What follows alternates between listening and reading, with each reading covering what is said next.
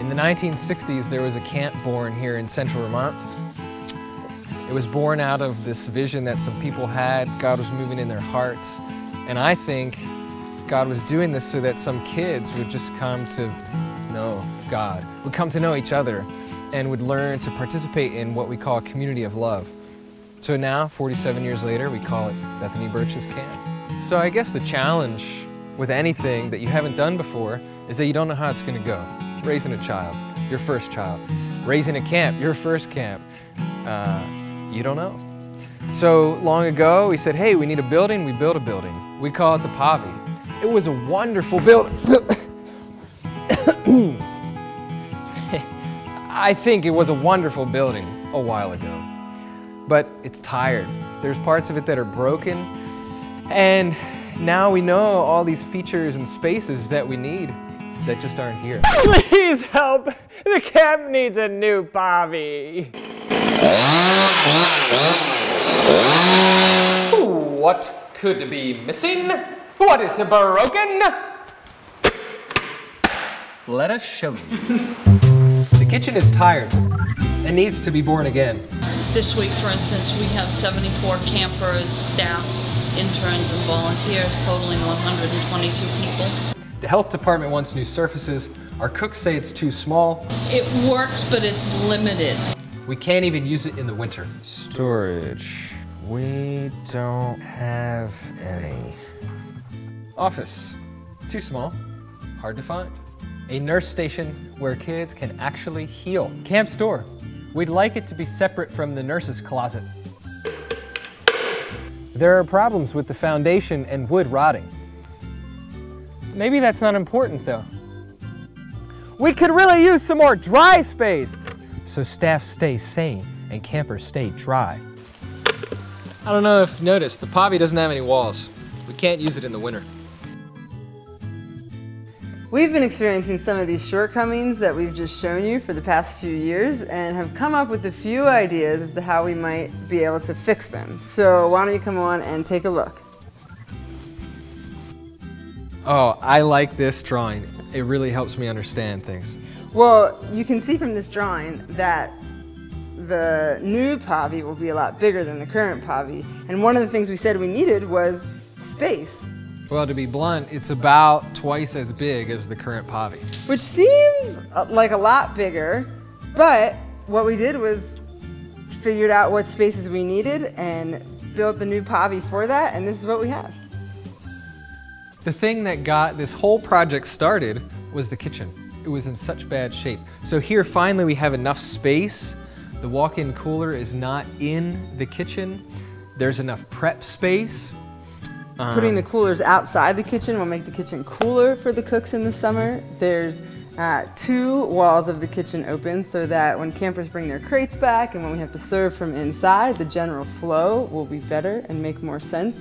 And in general, our cooks are just going to be much happier, which makes for a much happier camp. We're going to have to beat all the applicants off with a stick. Hopefully. And if anyone has to go to the bathroom on our tour, we have toilets in the pavilion now. Yeah. Plumbing code mandates public spaces to have toilets. Actually, I'll be right back.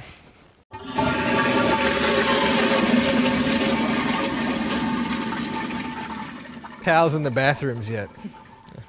Well, on to much more exciting things like storage. I am very excited about this because right now we run to the top of the barn, we run to the craft hut, we run to the basement of the cabin to get what we need for program activities, and now we'll be able to have everything right next to where we do most of our program activities. We can keep playground balls in there, we can keep supplies for Mission Impossible, we can keep supplies for whatever other game we've come up with to play. It's going to be great, make it much less chaotic, and hopefully more organized. So here we are in this really nice, big, open space, and I'm reminded of how my wife, who's also our program director, gets knots in her stomach on rainy days. Why is that? It's true. I get knots in my stomach because there's not a lot to do at camp on rainy days because we try to stay dry and there's not enough indoor space.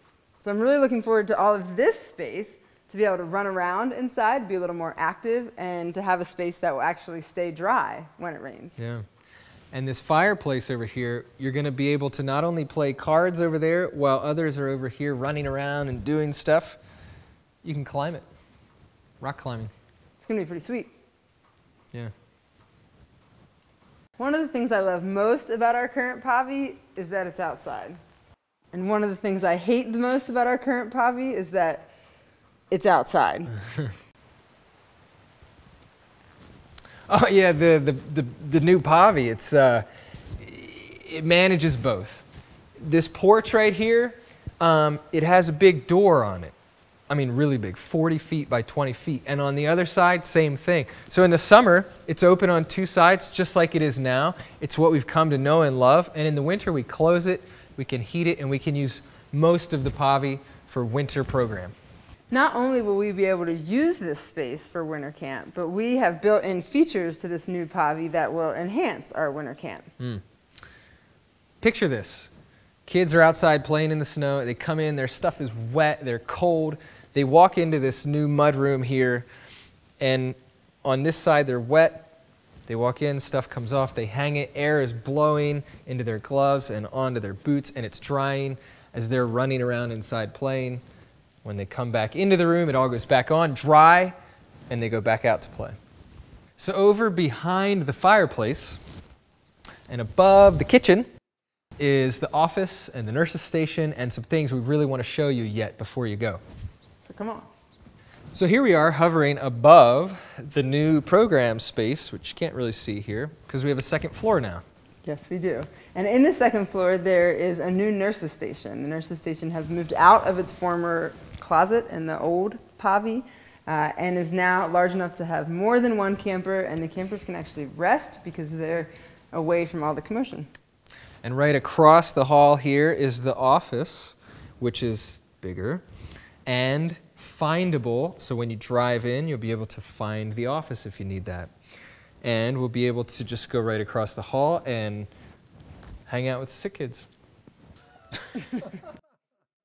There's a lot more that could be said about this building. That's for sure. But can you see how well this meets our program needs? Nothing at camp has ever been done by an individual effort. Nada. And we don't plan to start now. We can't. We don't have enough money. We need your help. There's lots of ways you can help us with this project. If you have any sheep, shear them, sell the wool. That would not be my... Sure, I guess you can do that. What I was thinking was if you have any money that you want to give us. Cash. To help build this building. Could be a check. You could also pay online. Credit card. Yeah. Or just give us your bank account number. We'll get it ourselves. Life savings. Sell your house. I was going to say maybe the car, the wedding ring. Don't sell your wedding ring. Yeah, sell your house. We'll also need lots of actual help, labor, to build this building. We have volunteer groups here all the time helping us with our buildings, and we hope the same will happen as we build a new building.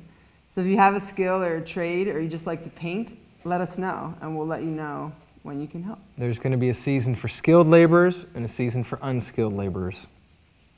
So we hope you'll come join us here on the Hill. Please. The new Pavi will help us do summer camp better. Even more, the new Pavi will finally enable the winter camp program that we've always wanted to have. You see, when a camper comes to camp in the summer and the winter and for a work day, they get steeped in the camp experience, which is what really allows them to develop their relationship with God.